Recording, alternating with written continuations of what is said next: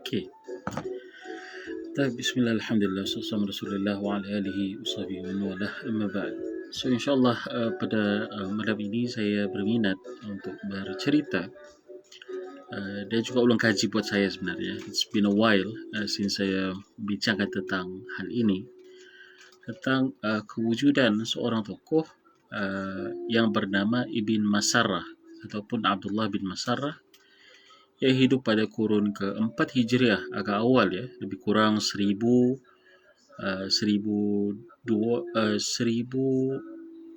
tahun atau 1100 tahun yang lampau di Andalus, di Cordoba ataupun sekarang ini kalau dulu dinamakan sebagai Qurtubi itu yang mengambil nama daripada Cordoba.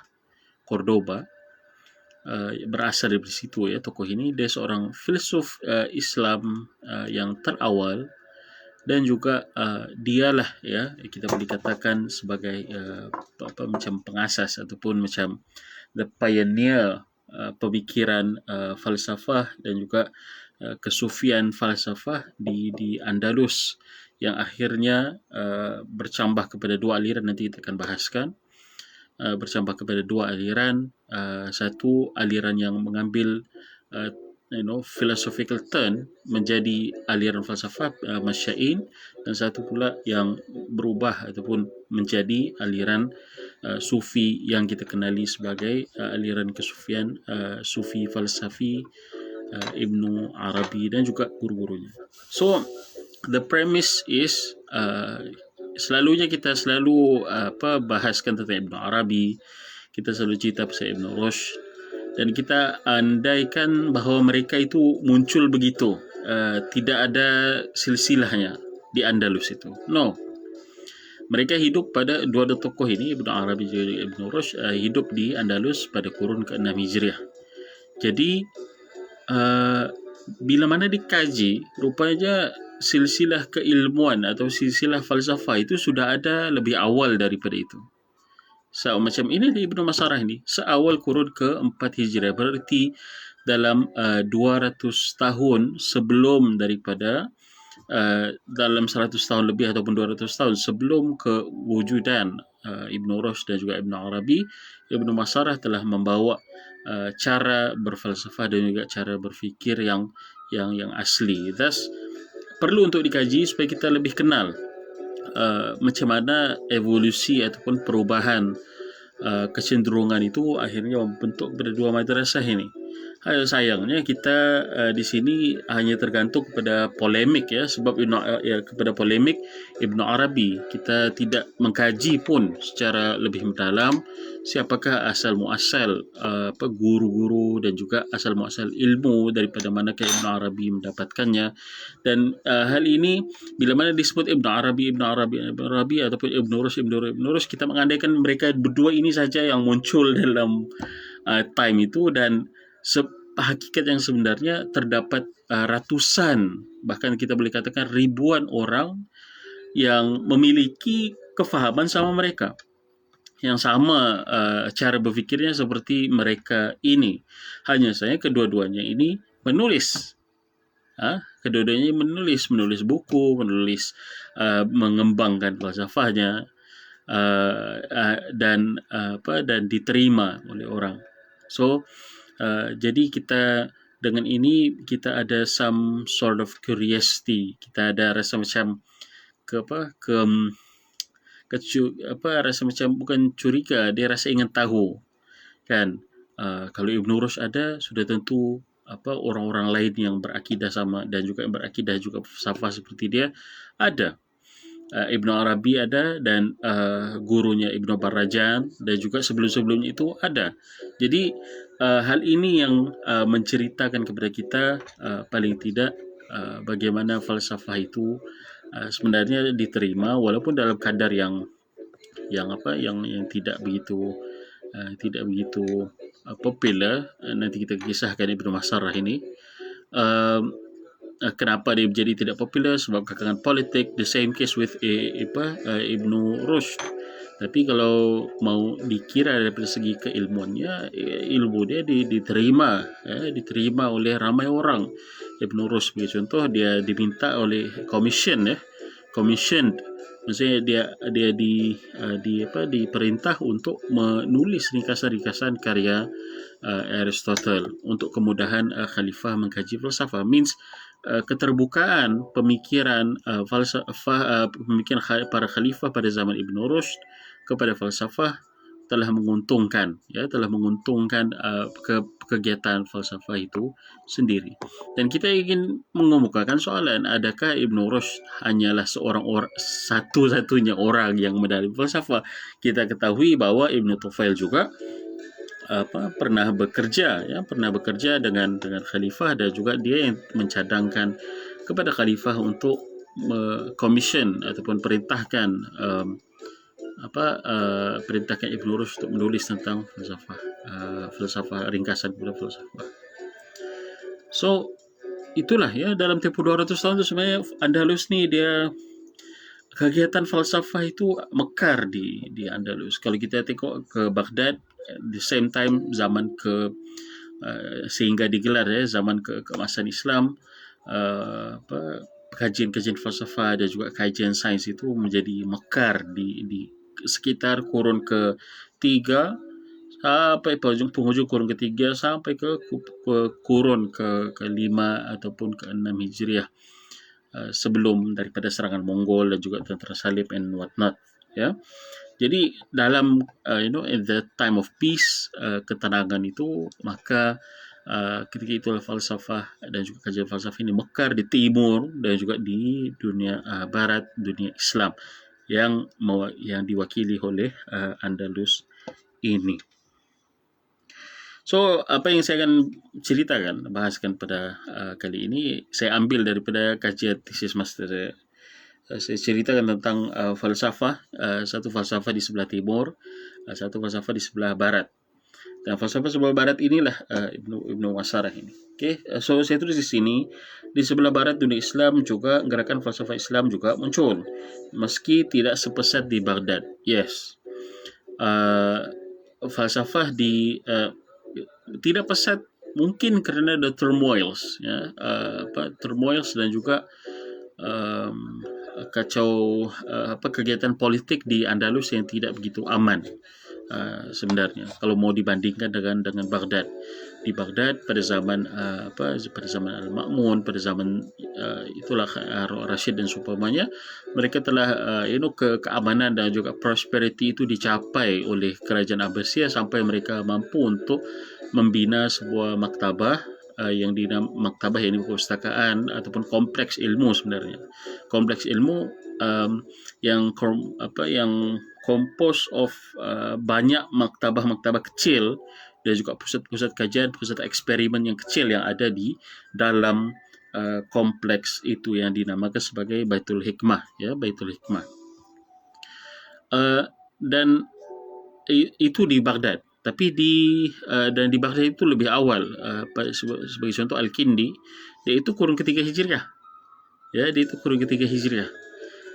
Maka hal ini yang mungkin sementara sementara di Andalus, keadaan pada kurun ketiga Hijriah itu masih lagi terpuntang-panting, masih ada kewujudan perang sana sini, walaupun akhirnya led ataupun membawa kepada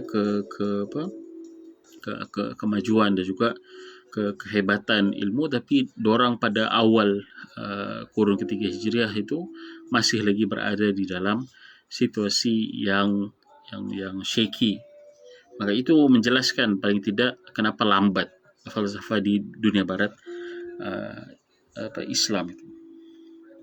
So antara pemuka yang terawal saya tulis di sini ialah Ibnu Masarah yang wafat pada 319 Hijriah, yang berpusat di pergunungan Cordoba. Jadi dia tidak masuk ke bandar itu, dia pilih satu gunung atau satu bukit, dan di bukit itu dia buat macam-macam rumah dia, tempat dia dan juga anak-anak murid dia dan anak muridnya, seperti mana dikisahkan di dalam buku Tarikh Andalus yang dikarang oleh Palencia. Jadi di dalam kisahnya dia buat macam masjid pensurau, tempat dia dan juga anak-anak muridnya macam bertapa lah, ataupun itu duduk di situ and contemplating, berfalsafah, dan tidak melibatkan diri mereka di dalam kehidupan orang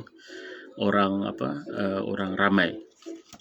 Bukan berarti tidak ada pengikut, dia ada pengikutnya, dan di antara punca kenapa dia ataupun pemikirannya itu diterima tapi tidak popular sebab dilihat bertentangan dengan polisi khalifah. Polisi khalifah ketika itu dia baru saja naik menjadi khalifah di Andalus itu, dan di sekelilingnya ialah para mufti, para fuqaha, dan yang tidak biasa dengan cara berfikir Ibnu Masarah yang terlalu falsafah, ya, terlalu falsafah. The nature is very philosophy, maka dan ditakuti akan mengakibatkan kalau Ibnu Masarah diangkat ke istana sebagai contoh, bukan diangkat ke istana, maksudnya diraikan, takut nanti para fuqaha ini akan melawan sultan itu. Okay? Dia akan bangkang sultan itu, bangkang khalifah itu. Bila mana dalam keadaan masih baru lagi dan situation masih agak shaky, maka itu tindakan yang tidak pintar lah, ya, tidak pintar. Tapi paling tidak Ibnu Masarah tidak dikacau. Dia dengan pengikutnya dibiarkan di pergunungan Cordoba itu. Ya, walaupun of course lah, bila mana cara berfikir kaum fuqaha dan juga ahli filsuf ini berbeza. Satu melihat misalnya melihat kepada roh satu ibadat, tetapi golongan fuqaha melihat kepada the technical aspects of satu ibadat. Ini pergeseran pun walaupun nampak kecil tapi sebenarnya akan memberi perbezaan cara untuk melihat sesuatu, cara melihat Islam sebenarnya. Maka bila mana perbezaan pendapat itu muncul, maka muncullah khilaf. Dan khalifah ini bila baru naik, dia tidak mahu sebarang gangguan itu. Jadi dia dengan para fuqaha dia di Cordoba, untuk mengatur masyarakat Cordoba dan juga masyarakat yang ada di sekeliling di bawah takluk Cordoba Andalus pada ketika itu, dan pada masa yang sama membiarkan Ibnu Masarah dengan agendanya mengajarkan falsafah. Okey. Dan dia terkenal menzahirkan kezuhudan. Dia tidak sukalah. Dia tidak suka untuk bermewah-mewah, ya, pakai pun tidak silap saya dalam buku Palencia itu dia cerita mereka ini suka pakai kain bulu yang soft, ya, bulu daripada bulu kambing yang tebal dan juga panas dan juga kasar sebenarnya. Dia bukan macam kain sutra ataupun kain cotton, kain kapas yang lembut. Ini kain soft, dia tebal dan juga berat dan juga panas. Tapi mungkin itulah, ya, bersesuaian dengan cara hidup mereka di Andalus itu, di pergunungan lagi, dan mempamerkan kezuhudan. Dia tidak suka untuk popular, dia tidak suka untuk mengumpul kekayaan. Maka macam saya katakan tadi, dia dan juga anak-anak muridnya adalah beberapa orang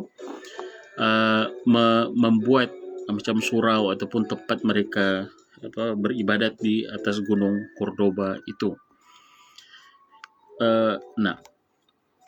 So kegiatan falsafahnya saya tulis di sini. Kegiatan falsafah Ibnu Masarah ini direkam dalam dua buah bukunya, Risalah Al-I'tibar ataupun At-Tabsirah, dan juga kitab Khawas Al-Huruf. Kedua-duanya ini telah ditahqiq oleh Al-Adluni dan diterbitkan pada tahun 2008. Dan ini satu penemuan yang agak baru sebab sebelum itu dikatakan karya-karya Ibnu Masarah ini hilang, maksudnya tidak ada dalam bentuk makhtutat, tidak ada dalam bentuk tidak ada dalam bentuk bercetak sebelum daripada tahqiq Adluni ini. Tapi dia seorang tidak saya nama dia Ja'far Adluni, tapi Adluni lah kita guna nama keluarganya. Dan dia dapati buku ini dan mentahqiq dan meletakkan mukadimah yang baik, pengenalan berkenaan tentang siapakah Ibnu Masarah dan juga apakah perkembangan ilmiah dan juga hasil daripada pembentukan madrasah Ibnu Masarah di Andalus itu, dan itulah yang kita jadikan sebagai sandaran sebenarnya di dalam kajian kita ini, ya. Di dalam kajian tesis ini kita katakan bahwa daripada Ibnu Masarah lah kegiatan falsafah di Andalus itu bergerak, walaupun tidak secara secara banyak, secara ramai, tetapi ada dan ongoing dalam tempoh 200 ke 300 tahun selepasnya. Jadi ada dua buku Ibnu Masarah, Risalah I'tibar dan juga kitab Khawas al-Huruf. Nama pun Khawas al-Huruf ini kalau sudah diterjemahkan secara literal, memberi makna ciri-ciri istimewa huruf-huruf, ya, makna-makna khusus bagi huruf. Ini menggambarkan kepada kita bagaimana cara Ibnu Masarah ini berfalsafah, ya. Dan begitu juga di dalam al-i'tibar ataupun tafsirah itu, daripada nama tafsirah itu sendiri. Tafsirah maksudnya melihat ataupun mencelikkan mata. Yang maksudnya itu mata hati, ya. Mata hati. So saya dah ringkaskan idea umum di dalam kedua buku itu, dan saya dah buat contoh sini untuk memberi gambaran secara umum bagaimanakah cara Ibnu Masarah berfalsafah. Saya bahaskan di sini. So khususnya saya kata, khusus di dalam at-tabsirah, beliau menegaskan ada dua cara mencerap kebenaran. Pertama, akal melalui falsafah, dan juga nakli ataupun nakal melalui penukilan melalui para rasul.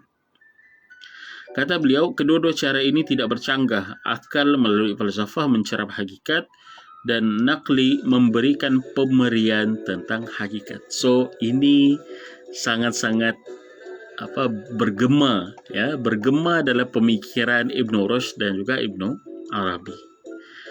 Especially Ibnu Rushd di dalam buku beliau Faslul Maqal, walaupun dia risalah itu kecil, tetapi sebenarnya mengandungi body of knowledge yang besar, yang agak kuat, yang kita boleh nampak macam very strong lah. Dia bukannya baru dibuat dan nampak macam flimsy. No, dia teori yang sudah ada lama dan dikukuhkan, ya.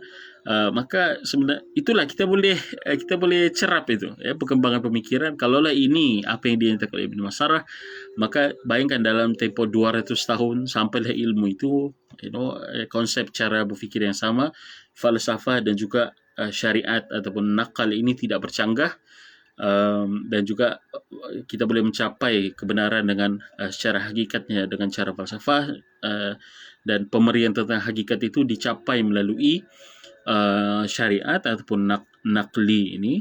Maka bila sampai 200 tahun dikisar benda yang sama, bayangkan, ulang-ulang benda yang sama, paling tidak ada 5 ataupun 6 generasi sudah mewarisi cara berfikir ini, dan dijasadkan di dalam karya Ibnu Rushd, and to some extent di dalam karya Ibnu Arabi juga.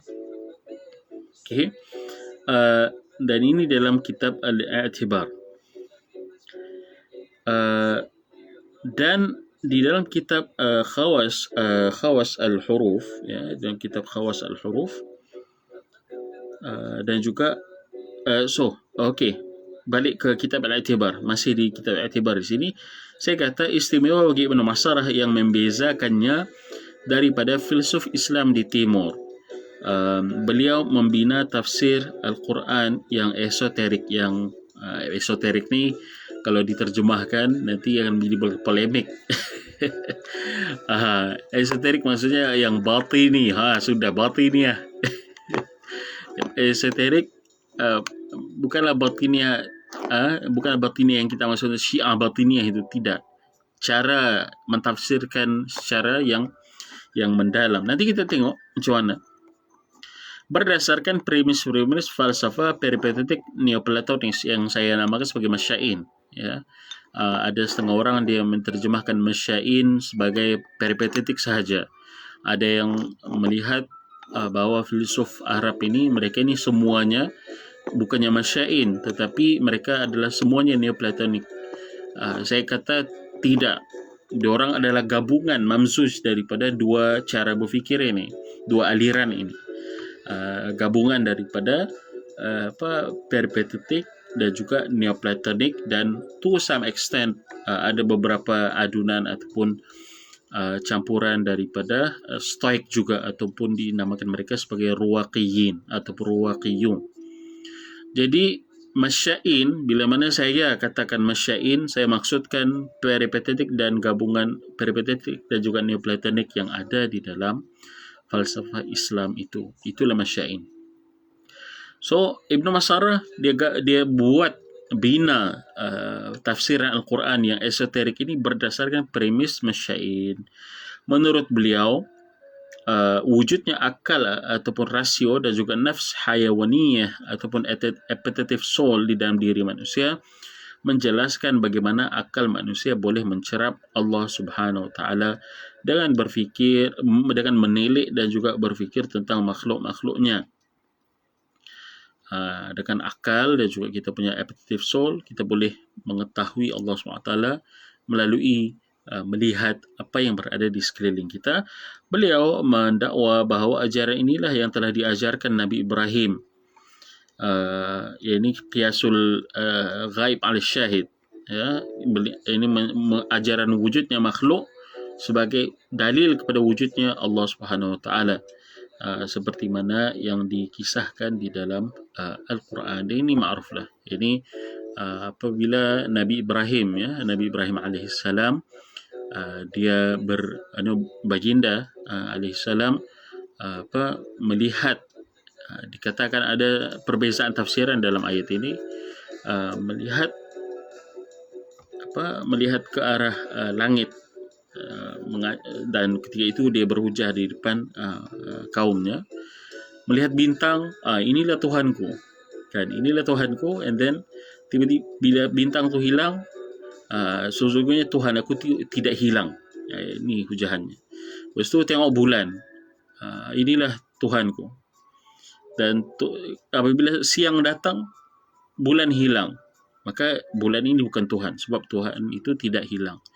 Matahari, apabila siang hari, matahari naik, and then matahari pun hilang apabila malam menjelma. So inilah uhibbul afilin di dalam ayat tersebut. Panjang, ya, ayat silsilah itu, hujahan itu menjadi bukti bahawa wujudnya fenomena perubahan pada makhluk ini membuktikan kepada kewujudan Allah SWT yang tidak berubah-ubah. Kenapa? Sebab kalau makhluk ini berubah-ubah, dia berhajat kepada sesuatu yang kekal yang akan mengubahnya. Yang akan mengubahnya daripada ada kepada tiada, and so forth and so on.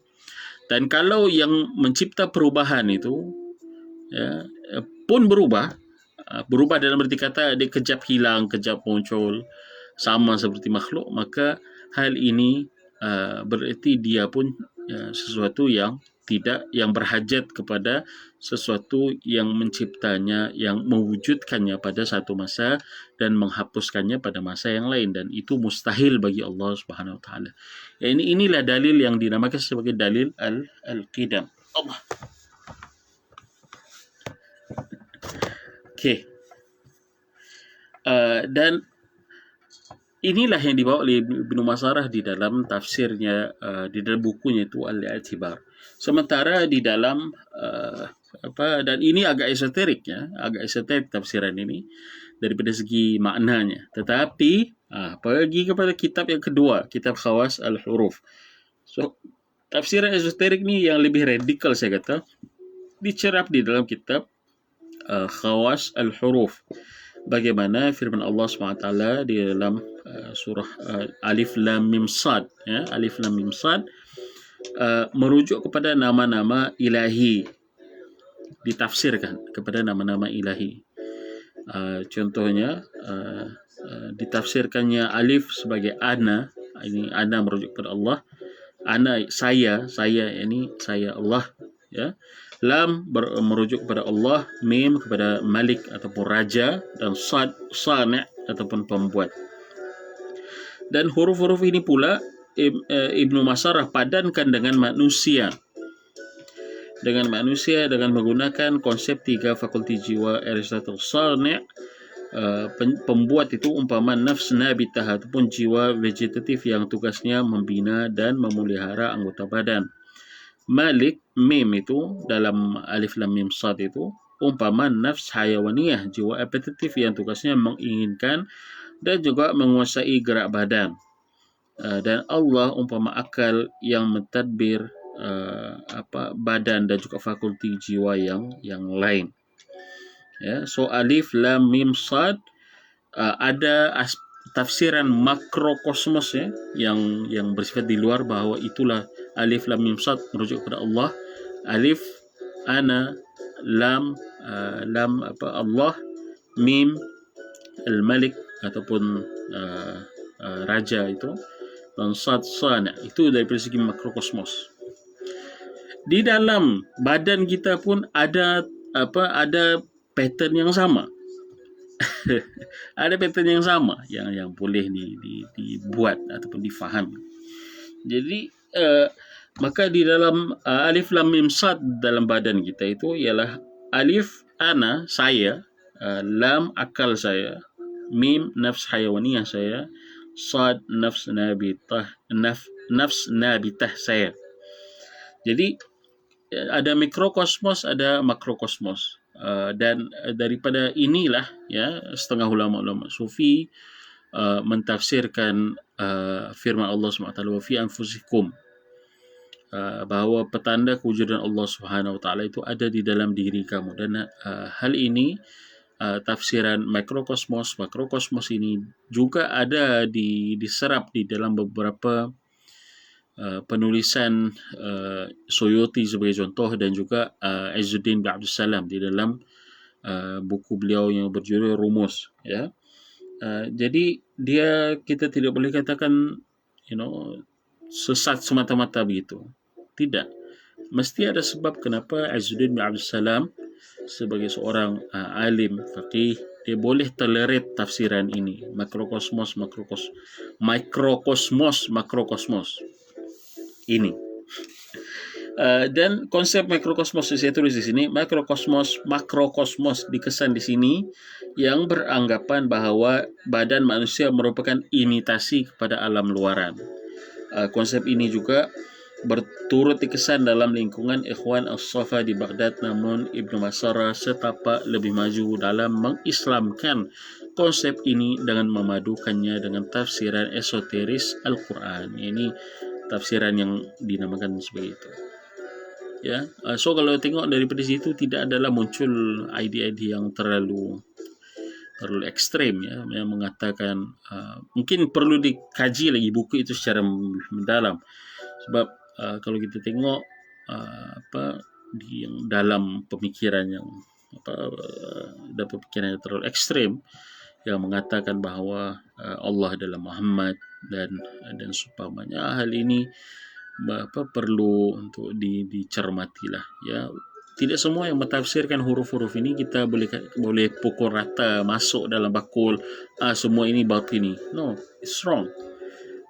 Maka ada sebab, macam saya katakan tadi, tafsiran esoteris, ya, tafsiran esoteris makrokosmos itu juga ditolerat dan juga diterima oleh Izzuddin bin Abdul Salam. So kegiatan falsafah di sebelah barat dunia Islam ini bermula daripada Ibnu Masarah, saya kata, dalam rahsia, kerana ajarannya dinilai kontroversi oleh agamawan Andalus dan menggugat populariti pemuka Umayyah di Andalus sekiranya dibiarkan bebas. Ini macam saya katakan pada awal tadi, kenapa dia berahsia. Satu mungkin sebab internal factor, sebab memang ajarannya ini dia falsafah dan juga yang mengamalkan kezuhudan itu, ya, di mana kita kena kefahaman ini kita kena mengasingkan diri daripada orang ramai supaya kita boleh in eternal contact with Allah Subhanahu Wa Taala, supaya kita boleh berhubung berterusan dengan Allah Subhanahu Wa Taala. Sebab bergabung dengan manusia akan mengganggu connection itu.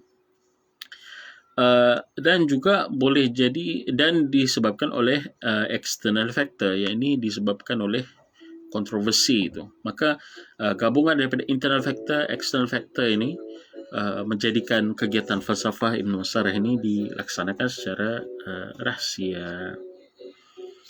Dan dia kata menurut Ibn Masarah, melalui Ibn Masarah ini, menurut Al-Adluni, kegiatan falsafah di barat dunia Islam diwarisi lalu bercapah kepada dua tradisi besar selepasnya. Tradisi Masya'in dalam kalangan filsufnya seperti Ibn Tufail dan juga Ibn Rushd. Ibn Tufail ni kita boleh tengoklah di dalam bukunya Hayy bin Yaqdhan. Alhamdulillah saya sudah terjemahkan. Saya dengan seorang sahabat, kami telah bahagikan kerja ini kepada dua. Saya terjemahkan bahagian yang terakhir, dia terjemahkan bahagian yang awal. So di dalam buku Hayy bin Yaqdhan itu diceritakan tentang macam mana akal manusia secara otonomi ataupun otonomi mampu untuk mengenali Allah Subhanahu Wa Taala dan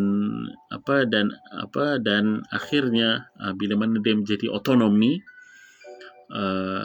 dan akhirnya di dalam kisah itu dia bertemu dengan seorang yang Absal namanya. Dia sampai ke pulau si Hayy bin Yaqdhan dan membawa Hayy bin Yaqdhan ke bandar, ke kawasan bandar. Dan Hayy bin Yaqdhan akhirnya memahami bahawa ajaran yang difahaminya secara falsafah itu sama selari apa yang diajarkan kepada umat yang berada di pulau tempat Absal berasal. Jadi tidak ada percanggahan di situ. Maka ini menggambarkan juga bagaimana Ibn Tufail mewarisi pemikiran falsafah dan juga syariat itu tidak bercanggah daripada silsilah ilmu Ibn Masarah. Hanya saja kerana dia bergerak secara rahsia dan juga kita tidak boleh, maklumat itu tidak banyak berkenaan tentang kegiatan falsafah, siapakah yang guru-guru Ibn Tufail sampailah kepada Ibn Masarah ini. Hal ini menyukarkan kita untuk memberi satu kesimpulan yang definitif, kesimpulan yang muktamad. Bila mana susah untuk kita sebab maklumat tidak ada, jadi kita hanya boleh mengandaikan kerana idenya sama. Bacalah buku Iktibar tadi, itu secara falsafahnya dia membahaskan tentang kesepaduan falsafah dan juga syariat. Baca buku Hayy bin Yaqdhan, dia novel, cerita, tapi idea itu sama. Baca buku Faslul Maqal, baca buku Manhajul Adilah, idea kesamaan falsafah dan juga kesamaan ataupun keselarian falsafah dan juga syariat itu dinyatakan secara lebih ringkas and condensed di dalam Faslul Maqal khususnya. Maka daripada ini tradisi Ibn Masarah ini kita bayangkan ada 5 atau 6 generasi para filsuf dan juga doktor-doktor yang ada di Andalus itu. Sebab Ibn Rushd ini saya tidak diketahui siapa guru falsafah dia. Saya telah cuba untuk cari. Mungkin ada orang yang lebih tahu, saya boleh kongsikan kepada saya lah Saya cuba cari sebelum saya tulis tesis ini. Sebelum saya tulis tesis saya ini, saya cuba cari siapa guru Ibn Rushd yang mengajarkan dia falsafah. Akhirnya saya came across kepada satu maklumat yang mengatakan bahawa guru beliau dalam falsafah ialah guru beliau dalam perubatan, yakni Abu Ja'far At-Turjali ataupun Trujillo, nama satu tempat di Andalus ataupun di Spanyol itu. Jadi kalau ditengok, guru Ibn Rushd adalah doktor, dan doktor yang of course doktor pada zaman itu beza dengan doktor pada zaman sekarang ini. Doktor zaman sekarang ini dia kena faham sains. Doktor pada zaman dahulu dia menguasai semua bidang. Dia mengkaji manusia sebagai dia mengkaji manusia sebagai bahagian daripada kegiatan falsafahnya itu. So itu Ibn Sina, ya, dia bukan doktor. Ibn Sina dia bukan doktor dalam arti kata dengan cara kita faham sekarang ini. Dia seorang filsuf, tapi dia mengkaji badan manusia untuk faham more tentang cara macam mana roh berjalan, cara macam mana apa kesihatan tubuh badan manusia, mengembalikan kesihatan itu kepada tubuh badan manusia dan seumpamanya. Dan hal ini yang akhirnya melahirkan buku Qadun Fit Tib itu.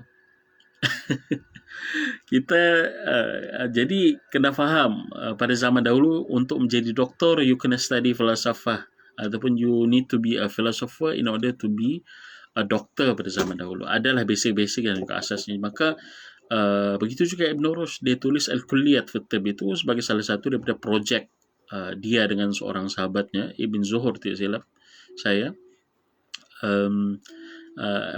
Ibn Zuhur tulis Al-Juz'iyat fi Tibb, dia tulis Al-Kulliyat fi Tibb. Juz'iyat maksudnya dia benda-benda yang spesifik di dalam ilmu perubatan, sementara kulliyat ini macam kaedah-kaedah umum di dalam perubatan. Dalam keadaan dia itu juga seorang filsuf dan juga seorang qadi besar, ya. Hebatlah kalau kita tengok macam mana Ibn Rushd. Dia punya kurikulum vitae itu, CV dia.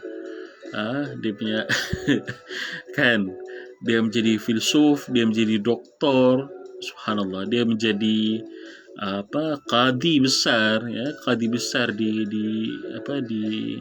Cordoba, mewarisi kerja itu daripada datuknya dan juga bapaknya. Dia juga seorang orang yang menghafal Al-Quran, hafiz Al-Quran.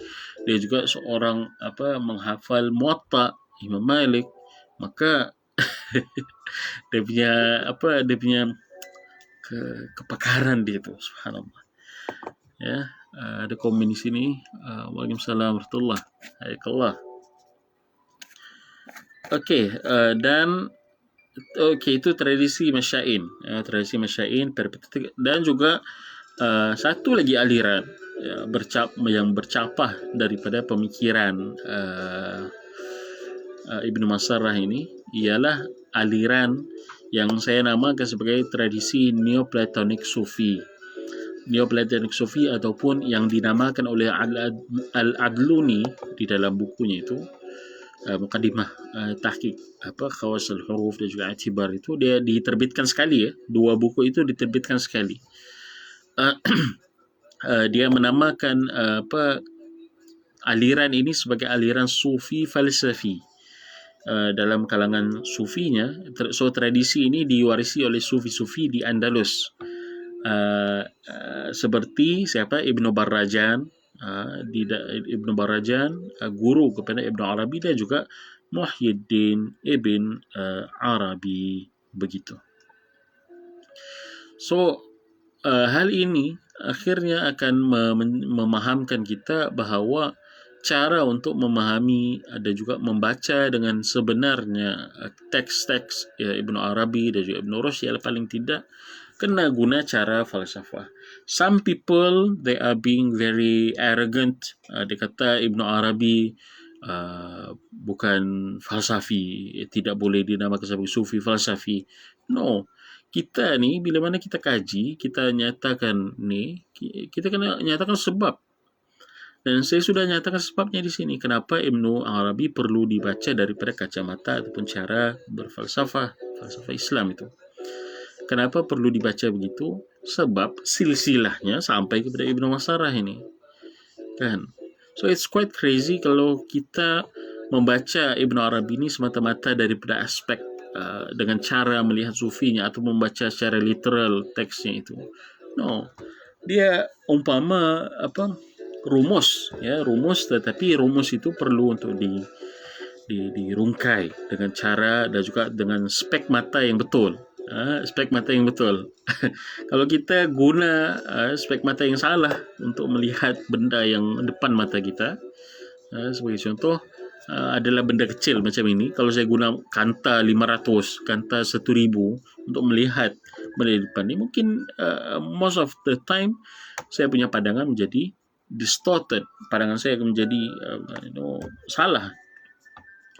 Jadi begitu. Dan saya di dalam talk ini saya tidak katakan bahawa Ibnu Arabi salah ataupun betul, Ibnu Rushd salah ataupun betul, sekadar untuk bercerita tentang silsilah macam mana kegiatan falsafah di Andalus itu boleh berkembang. Daripada mana Ibnu Masarah, dan Ibnu Masarah ini dia ke Baghdad ya pada zaman dia hidup, dan balik ke Andalus membawa ajaran dan juga menyebarkan ajarannya itu kepada orang di Andalus, ini murid-muridnya lah. Okey. Jadi hal ini yang akhirnya menjelaskan kepada kita apakah yang membezakan. Sebagai contoh, kita boleh timbulkan soalan, apakah yang membezakan cara Ibn Rushd dan juga Ibn Arabi menanggap ketuanan akal sebagai contoh. Ketuanan akal sebagai contoh, Ibn Rushd kata akal ini kita kena study menggunakan, kita kena refine, kita kena haluskan akal kita ini menggunakan logik ataupun mantik dan seumpamanya. Dan dengan itu akal kita boleh mencerap kebenaran seperti mana orang-orang terdahulu mampu untuk mencerap kebenaran. Sementara Ibn Arabi dia lebih kepada cara sufi ya, untuk membuka mata hati. Seorang itu kena mensucikan dirinya, begitulah ya, dengan banyak berzikir. Ibn Rushd tidak tolak itu ya, Ibn Rushd tidak tolak keperluan untuk bersyariat. Tapi untuk betul-betul memahami falsafah itu, katanya seorang itu kena refine lah cara dia berfikir dengan menggunakan mantik.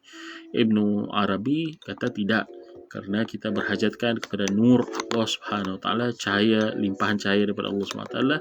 So kita kena istilahnya sucikan diri kita supaya kita boleh terima ilham dan juga terima segala macam ilmu dan juga maklumat itu.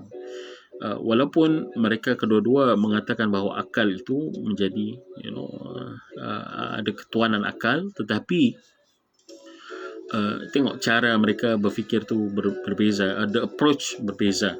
Dan hal ini yang sedikit sebanyak membezakan natijah. Tapi orang juga bersatu dalam dalam pemahaman konsep bahawa falsafah dan juga syariat itu tidak bercanggah. Maka atas sebab itu contohnya Ibn Rushd, dia walaupun dia itu berfalsafah dengan falsafah adirannya yang perpetuitas itu, tapi dia juga merupakan seorang faqih besar Maliki, telah menulis buku yang dinamakan Bidayatul Mujtahid. Ibn Arabi at the same pace ya, untuk membuktikan di dalam diri dia itu bahawa falsafah dan juga syariat, falsafah sufi neoplatoniknya itu tidak bercanggah dengan syariat. Dia juga merupakan seorang faqih, tetapi bukan faqih zahiri. Itu satu perkara yang sangat menarik bagi Ibn Arabi. Macam mana sebab orang-orang zahiriyah ini, orang zahiriyah menolak illah, menolak wujudnya illah ataupun wujudnya hikmah daripada sesuatu pensyariatan ataupun ibadat, especially ibadat-ibadat yang dinyatakan di dalam Al-Quran. Mereka menolak itu illah. Kita tidak ketahui illahnya, maka kita kena fahami dan juga amalkan seperti mana zahirnya, begitu. Itu namanya zahiriyah. Zahiriyah maksudnya dia zahirnya saja, dan tidak menggunakan qiyas. Tetapi dia juga seorang sufi. Dia faqih zahiri dan dia juga seorang sufi, Ibn Arabi ini. Thus kita tidak boleh kata bahawa dia itu bukan faqih ya. Dia ada aliran fiqhnya yang tersendiri yang tidak sama dengan kita ya. Dan hal ini kalau betul-betul dihayati ataupun dikaji lebih mendalam, akan menjelaskan kepada kita bahawa mereka ini bukan semata-mata berteori ya, mereka berfalsafah dan juga menghasilkan dan juga mengamalkan falsafah itu. Kalau kita pergi kepada Ibn Arabi sebagai contoh, beliau hidup di Murcia ya, Murcia ini rasanya nama yang sama di Andalus. Murcia di Spanyol ya, nama tempat itu Murcia. So dikatakan Mursia ini pada zaman Ibnu Arabi ada satu bandar di pesisir pantai yang penuh dengan sufi. Penuh dengan sufi macam Ibnu Arabi ini. Jadi kita boleh bayangkan di situ macam mana suasana kegiatan ilmiah, dan isu wahdatul wujud ini mungkin tidak dipolemikkan macam kita di Malaysia ini. Dan bayangkan semua orang, even budak-budak pun bercerita tentang wahdatul wujud. Dia agak detail ataupun agak mendalam pemikiran juga falsafah itu. Dan di dalam Futuhat Makkiyah Ibnu Arabi menceritakan dia pernah berjumpa Ibnu Rushd. Ketika itu dia masih dalam dalam remaja ataupun awal remaja, masih budak lah. Dan Ibnu Rushd mu'jab bihi, rasa macam hebatlah budak ni, ya. Dia puji Ibnu Arabi bahawa Ibnu Arabi ceritakan benda-benda yang hanya mampu untuk difahami oleh orang-orang yang sudah mendalami ilmu falsafah ini dengan lebih mendalam. Bukan sekadar mengetahui kulitnya, tapi mengetahui isinya juga. Jadi bayangkan kalaulah budak sudah boleh bercerita tentang tentang falsafah, betapa canggihnya dan betapa majunya perbahasan falsafah di Andalus pada selepas Ibnu Masarah sampailah ke kurun ke-6 Hijriah itu. Satu perkara yang menarik. Dan kesudahannya Ibnu Rushd, kesudahan hidup mereka, kenapakah falsafah mati di Andalus? Saya dah nyatakan di sini, dan di sini juga dalam bab ketiga saya tulis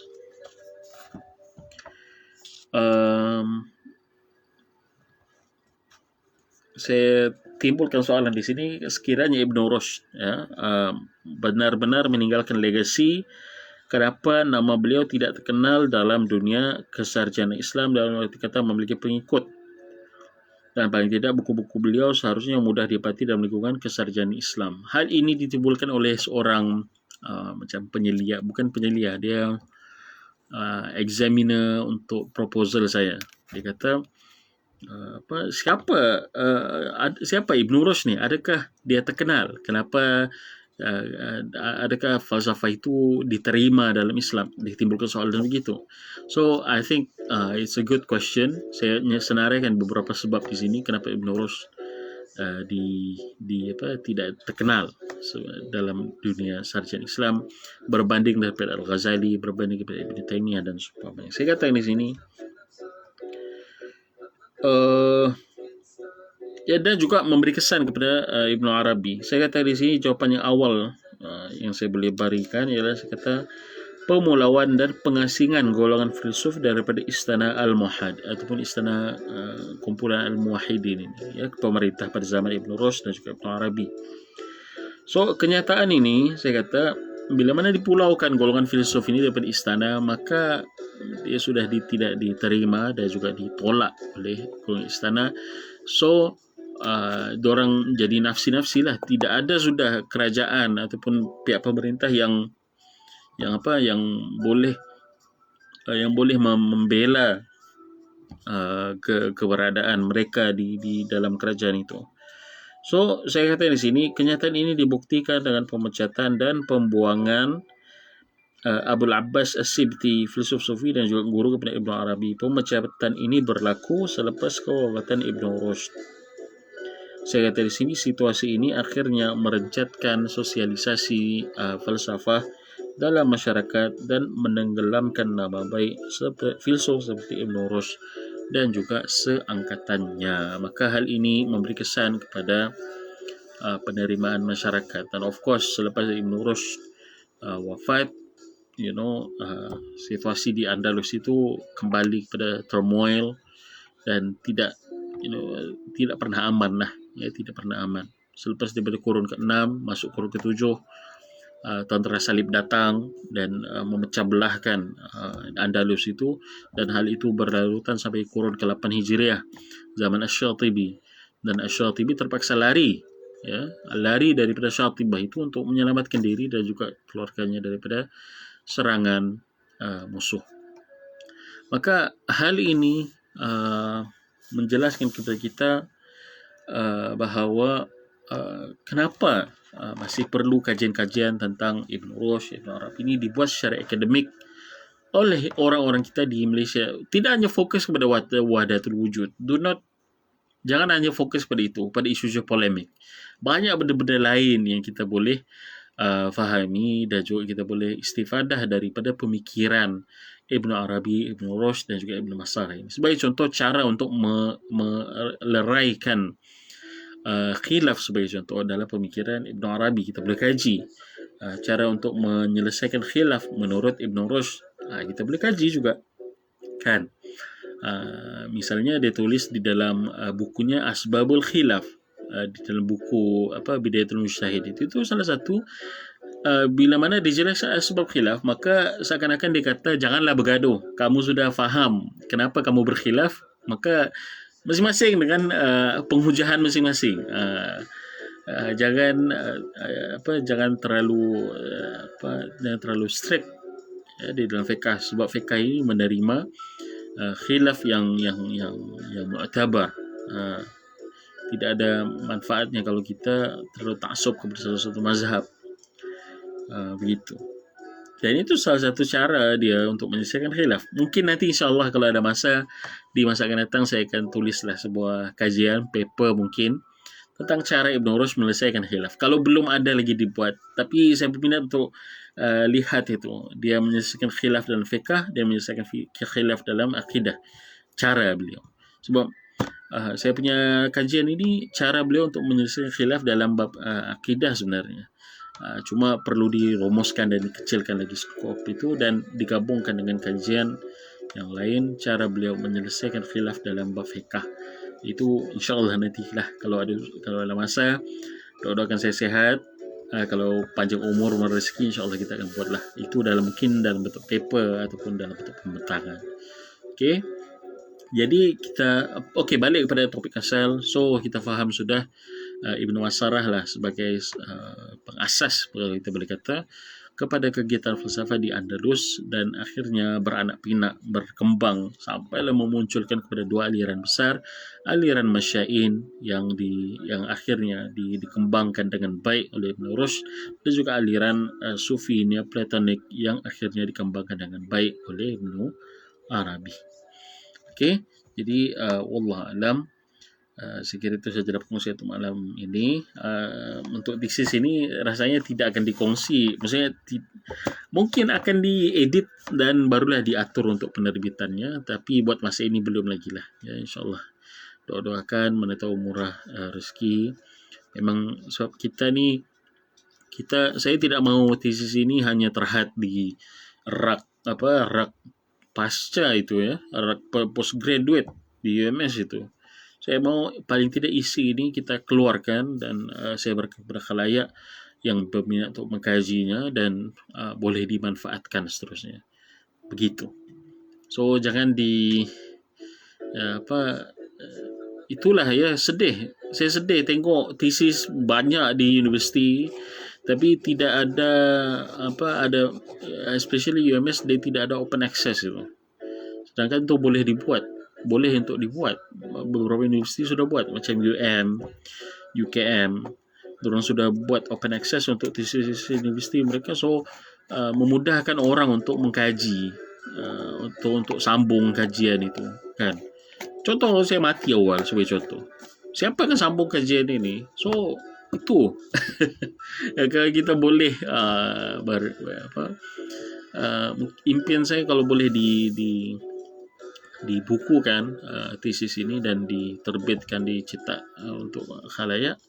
So ilmunya dan juga kajian itu boleh disambung oleh orang lain. So itu sajalah ya perkongsian kita untuk malam ini. Sudah jam 3.30. Siapa yang mau bertahajud silakan bertahajud. Saya ada sedikit kerja lagi saya kena buat. Jazakumullah khairan, barakallahu fikum. Ada komen di sini. Masya Allah, Ustaz Sobri. Amin ya Rabb. Rabbuni sahil. Amin. Jazakumullah khairan. So itu sajalah ya perkongsian untuk malam ini. Jazakumullah khaira, barakallahu fikum, subhanakallah wa bihamdik, asyhadu an la ilaha illa anta, astaghfiruka wa atubu ilaik. Assalamualaikum warahmatullahi taala wabarakatuh.